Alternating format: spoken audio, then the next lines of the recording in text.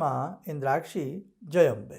इंद्राक्षी धाम के ज्योतिष पाठशाला कार्यक्रम में सभी साधकों का हम हार्दिक स्वागत करते हैं। आज के इस अंक में हम चर्चा कर रहे हैं ज्योतिष विद्या के तहत हस्तरेखा विज्ञान की। हस्तरेखा एक ऐसा प्राचीन विज्ञान है जिससे हम आने वाले अपनी बहुत सारे चीज़ों को जान सकते हैं, जीवन के अनेकों रहस्यों को हम पढ़ सकते हैं, समझ सकते हैं, लेकिन इसका अध्ययन बहुत बारीक होता है। बहुत ऐसे विद्यार्थी हैं जो हस्तरेखा के बारे में बड़े उत्सुक रहते हैं, जानने की बहुत सारी इच्छाएं रखते हैं। तो हस्तरेखा से हम क्या क्या जान सकते हैं, आज ये जानकारी इस अंक में हम आपको देने वाले हैं। आइए पहले आज का हम पंचांग देखें। 30 मार्च सन 2026, दिन सोमवार, संवत 2083, चैत्र मास, शुक्ल पक्ष, तिथि द्वादशी, नक्षत्र मघा, राहु काल 7:30 से 9, दिशा सूर्य पूर्व दिशा। अब देखो, कोई भी विद्या हो, वो विद्या इतनी आसान नहीं होती, वो विद्या बहुत गहरी होती है। अब इसको हस्तरेखा विज्ञान को सामुद्रिक शास्त्र भी कहते हैं, सामुद्रिक विज्ञान भी कहते हैं।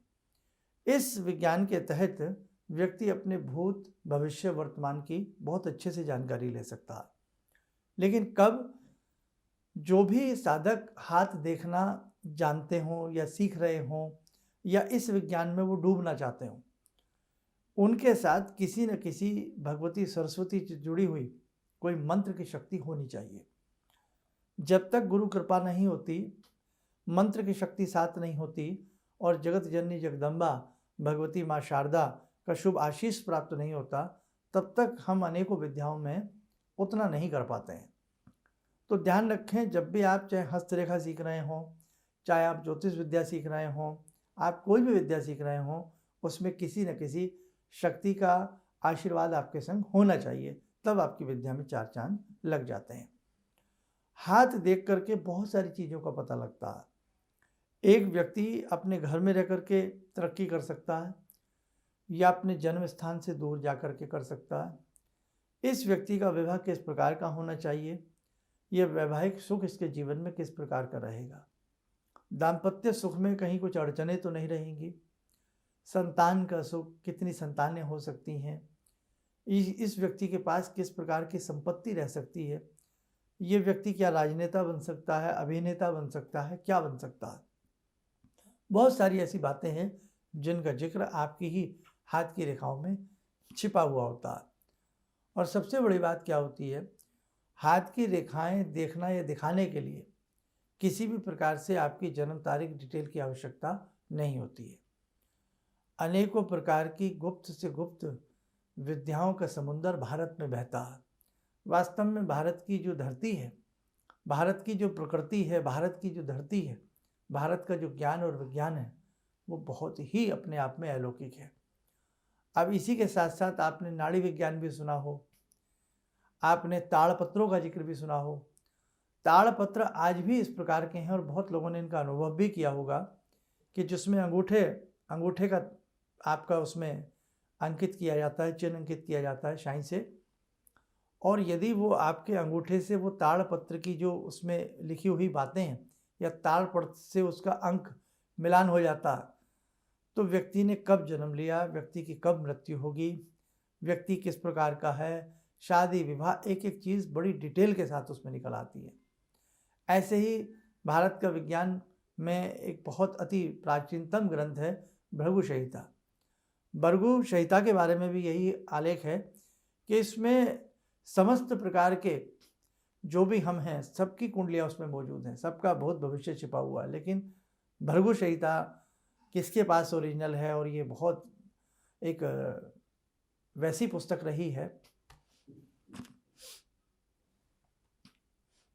और एक यहाँ से जोड़ना,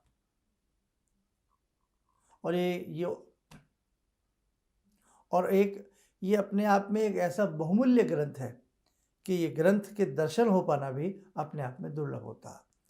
कहने का भाव, हम हस्तरेखा की आपसे बात कर रहे थे।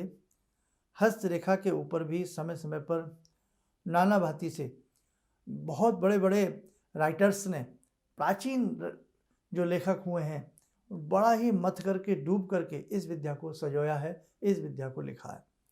आज इस विद्या के बहुत बड़े, यानी कि ये मान के चले, इस विद्या के ऊपर बहुत बड़े मंथन की आवश्यकता है। बहुत लोग जब हमसे सीखा करते थे, पीछे जब हम क्लासेस लिया करते थे, अब तो बहुत पुरानी बात हो गई, तो उस समय के हमने कई छात्र ऐसे देखे हैं जो आज इस विद्या में बड़े माहिर हो गए हैं। कहने का मतलब, ये विद्या इतनी अच्छी विद्या है, हस्तरेखा विद्या, कि यदि इस विद्या में हम एक बार डूबें और फिर अपना अनुभव करें तो इसमें बहुत कुछ पता लगता है।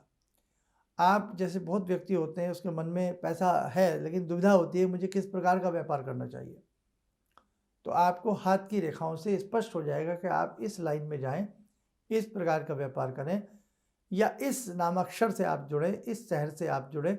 बहुत ऐसी चीज़ें हैं जो आपको सहजता से पता लग सकती हैं। कई बार हम बहुत बड़े बड़े धोखे खा जाते हैं, आगे धोखा खाना नहीं चाहते, और हम जानना चाहते हैं कि अगला कदम उठाए या पॉजिटिव है या नेगेटिव है। तो ये ऐसी बातें भी आप हस्तरेखा के माध्यम से जान सकते हैं। हम अब अपनी बात करें, करीब करीब आप ये मान के चलें 40 वर्ष से अधिक ही मान लें हम, 40 वर्ष से अधिक का समय हमें हस्तरेखाओं को देखते देखते हो गया है, लेकिन आज भी ये लगता है कि हमें कुछ भी नहीं आता। कहने का भाव, कोई भी विद्या इतनी आसान नहीं है, जब उसमें डुबकी लगती है ना, तब समझ में आता है कि ये विद्या बहुत गहरी है, अभी इस विद्या में बहुत मंथन की आवश्यकता है। तो मैं कहना ये चाह रहा हूँ, जो नए नए विद्यार्थी इस विद्या में कदम रखना चाह रहे हैं, तो एक तो उनके पास कोई ना कोई डिवोशनल पावर होनी चाहिए, किसी विशेष दीक्षा से वो जुड़े हैं, खास तौर से भगवती सरस्वती की साधना, गायत्री आदि की साधना आराधना से वो जरूर जुड़ें, यानी कि एक महाशक्ति का शुभ आशीष उनके साथ होना चाहिए। दूसरी बात, जब भी इस विद्या को वो सीखें या करें तो बहुत इत्मीनान के साथ, बहुत धैर्य के साथ, बहुत गंभीरता के साथ 8 मुख्य रेखाएं कौन सी हैं, 14 गौण रेखाएं कौन सी हैं, उसके बाद अंगूठे के यव आदि क्या कहते हैं, पोर क्या कहते हैं, पर्व क्या कहते हैं, हाथ की रेखाओं में छोटे से छोटा चिन्ह, हमें ये लगता है ये बेकार का है, लेकिन वो बेकार का नहीं होता, वो बहुत काम का होता है। और एक हैरानी की बात आप सबको मालूम है, संसार में किसी भी व्यक्ति के फिंगरप्रिंट आपस में नहीं मिलते हैं। देखो, करोड़ों लोग रहते हैं ना, खरबों की संख्या में, अरबों की संख्या में, लेकिन किसी के भी फिंगरप्रिंट किसी से मैच नहीं खाते हैं। तो है ना भगवान का कमाल, कि साहब किसी के फिंगरप्रिंट, किसी के हाथ की रेखाएं किसी से मैच नहीं खाती हैं, यानी कि सबकी भाग्य, सबकी तकदीर अलग अलग होती है। इसलिए कई बार जुड़वा जब बच्चे पैदा होते हैं, अब दोनों का समय एक सा होता है, डिटेल एक सी होती है, कुंडली करीब करीब दोनों की एक सी बनती है। भाई एक सा समय एक सी कुंडली बनेगी, तो वहाँ पर बड़ा कन्फ्यूज़न की स्थिति हो जाती है। तो वहाँ हाथ की रेखाओं में यदि हम जाएंगे तो हमें पता लगेगा कि दोनों का ही भविष्य जो है वो अलग अलग किस्म का है। तो कहने का भाव हमें यही है आपसे, कि यदि आपके पास आपकी जन्म पत्रिका ना हो, आपकी डिटेल ना हो, आपको समय में कन्फ्यूज़न हो, तो आप किसी भी निकटतम जिनको हाथ देखना आता हो, देखो भाई सारी बातें होती हैं। अब वही वाली बात है कि हम जैसे पूछते हैं कोई अच्छा डॉक्टर बताएं, अच्छा कोई बच्चों के लिए टीचर ट्यूटर बताएं, वैसे ही आपके निगाह में यदि कहीं कोई आपको मर्मज्ञ हस्तरेखा वाले मिलें, तो आपके जीवन में जो भी समस्या आपको महसूस हो रही है, एक बार आप उनसे डिस्कस करें और आप आगे देखें।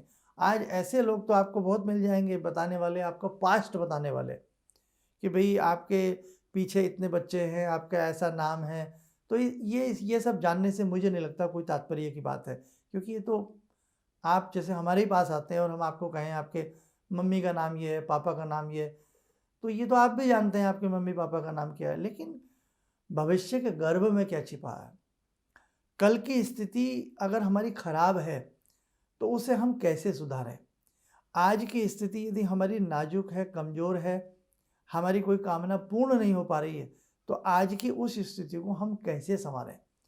ज्योतिष शास्त्र में उपाय की एक बहुत बड़ी गरिमा होती है, इसलिए ध्यान रखना कि आप अपने पास्ट को सुनकर ही प्रसन्न ना हो, आपको अपने फ्यूचर की आवश्यकता है, और फ्यूचर के हिसाब से हमें क्या विशेष उपाय करने चाहिए इसकी आवश्यकता है।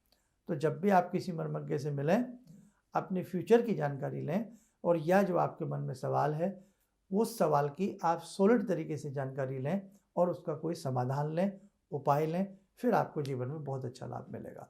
तो आप भी इस हस्तरेखा विद्या से एक बहुत बड़ा लाभ उठा सकते हैं, और जीवन में एक हुनर के लिए, एक कला के माध्यम से आप भी इस महाविद्या को, अगर कोई मर्मज्ञ आपको मिले तो आप इसे सीखिएगा। आपको अपने आप में बहुत बड़ा इंटरेस्ट आएगा और बहुत आपको ये लगेगा कि वास्तव में समुंदर से भी गहरी ये विद्या है। और दूसरी बात एक और है, अंगूठे का जो डेल्टाज है, आपने देखा आज भी सरकारी दस्तावेजों पर उल्टे हाथ का अंगूठा लगवाया जाता है ना। तो अंगूठे के अंदर ऐसा क्या है? तो कहने का मतलब इसके जो डेल्टाज हैं वो कभी चेंज नहीं होते। जो आज लगा दिए गए, अगर 20 साल बाद भी व्यक्ति अपना अंगूठा लगाएगा तो उसके डेल्टाज बिल्कुल चेंज नहीं होंगे, एज इट इज़ बने रहेंगे। तो ये विद्या वास्तव में आश्चर्य से भरी हुई विद्या है। और आपने एक चीज़ और देखा होगा, हम मुंह से 10-15 प्रकार की आकृति बना सकते हैं, लेकिन हम अपनी उंगलियों से, हाथों के इशारों से लाखों प्रकार की आकृतियाँ बना सकते हैं। जो गूंगे और बहरे बच्चों को पढ़ाने की लिपि होती है, आपने देखा ना, हाथों के माध्यम से ही होती है। तो ये अपने आप में कमाल की चीज़ है। इसीलिए कहा गया है जब सुबह हम बिस्तर छोड़ें तो कराग्रे वस्ते लक्ष्मी कर मध्य सरस्वती कर मूले स्थित विष्णु प्रभाते कर दर्शनम, हमें करना चाहिए। और पृथ्वी पर जब हम पाँव रखें, सीधा पाँव रख करके पृथ्वी माता को प्रणाम करना चाहिए। आगे के अंकों में हम आगे बहुत कुछ आपको समझाने का प्रयास करेंगे। बहुत बार ऐसी बातें आती हैं कि आप छोटे छोटे से इसकी वीडियो बनाइए ताकि हम हस्तरेखा विद्या घर बैठकर ही सीख सकें। तो इसके लिए तो एक तो आप हमारे जो पुराने एपिसोड हैं हस्तरेखा के ऊपर, उन्हें देखने का प्रयास करें, और बाकी आगे भी हम इसके ऊपर एक विशेष प्रकार का वर्क अवश्य करने का प्रयास करेंगे। और अब हम बात कर लेते हैं 5 अप्रैल के आयोजन की, क्योंकि आज ये ज्योतिष की बात बीच बीच में करनी पड़ जाती है, क्योंकि ऐसे बहुत साधक हैं जो ज्योतिष की वजह से भी हमारा कार्यक्रम सुनते और देखते हैं। 5 अप्रैल का एक विशेष कार्यक्रम है जिसमें भगवती जगत जननी के 1008 नामों से उनका पूजन और अर्चन किया जा रहा है। और ये पूजन हमारे कष्टों को दूर करेगा, हमारी कामनाओं को पूर्ण करेगा, प्रारब्ध के दोषों को दूर करेगा। यदि आप भी इस पूजन का हिस्सा बनना चाहते हैं तो आप अपना नाम नंबर रजिस्टर्ड हमारे संस्थान में सुबह 11 से लेकर के 5:30 बजे के बीच में करा सकते हैं। और ये जितने भी पूजन संस्थान में होते हैं ये सभी साधकों के लिए निःशुल्क होते हैं। समय और चला आज की ध्यान साधना का, जुड़ते हैं भगवान सदाशिव शंभु से। ओम आत्मा त्वं गिरिजामति सहचरा प्राणा शरीरं गृहं पूजा ते विषयोपभोग रचना निद्रा समाधिस्थिते संचारा पदयो प्रदक्षिण विदेः श्रोत्राणि सर्वागिरो यद्यात् कर्म करोमि तद्दखिलं शम्भोस्तवाराधनम् चन्द्रोद्भासितशेखरे स्मर हरे गंगाधरे शंकरे सर्पे भूषितकण्ठकर्णविवरे नेत्रोत्तवे स्वानरे दन्ते त्वकृतसुन्दरां वरदरे त्रैलोक्यसारे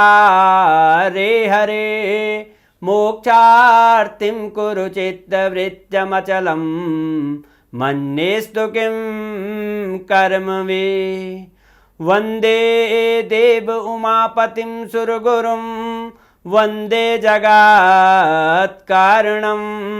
वन्दे पन्नगभूषणं मृगधरं वन्दे पशूनां पतिं वन्दे सूर्यशशाङ्कवह्निनयनां वन्दे मुकुन्दप्रियं वन्दे भक्तजनश्रयं च वरदां वन्दे शिवं शङ्करम् ॐ कर्पूरगौरं करुणावतारं संसारसारं भुजगेन्द्रहारं सदा वसन्तं हृदयारविन्दे भवं भवानी सहितं नमामि भवं भवानी सहितं नमामि।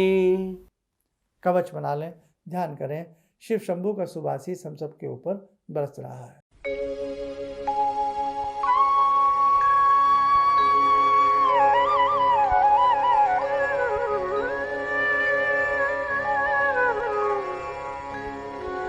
ओम बोलते हुए नेत्र खोलें, समय नहीं।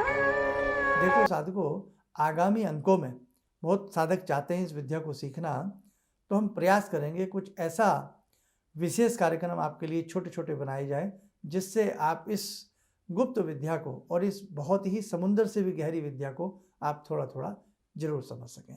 चलिए, आप सब लोग स्वस्थ रहें, सुखी रहें। इन्हीं शुभकामनाओं के साथ हम अपनी वाणी को विराम देते हैं। जय जय अम्बे।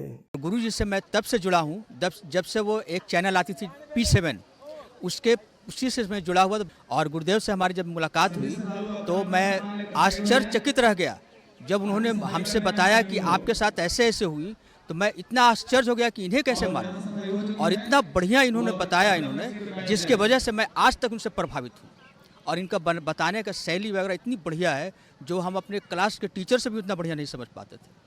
ये हमें बहुत पसंद आई। और दूसरी बात कि इनके साथ जितने भी मैं जब से जुड़ा रहा, जो भी समस्या आई, मैं बहुत ही अच्छा तरह से मेरे सॉल्व होते चले गए।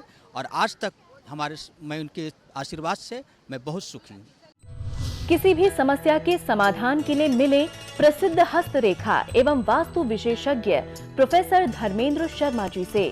नोट: शिविर में भाग लेने हेतु एवं व्यक्तिगत रूप से मिलने के लिए कॉल करने का समय सुबह 10 बजे से शाम 6 बजे तक। हमारे विभिन्न ज्ञानवर्धक कार्यक्रम देखने के लिए आप हमें अभी सब्सक्राइब करें, बेल आइकन को प्रेस करें ताकि आप देख सकें हमारा कार्यक्रम सबसे पहले। और अधिक जानकारी के लिए फेसबुक पेज को लाइक करना न भूलें।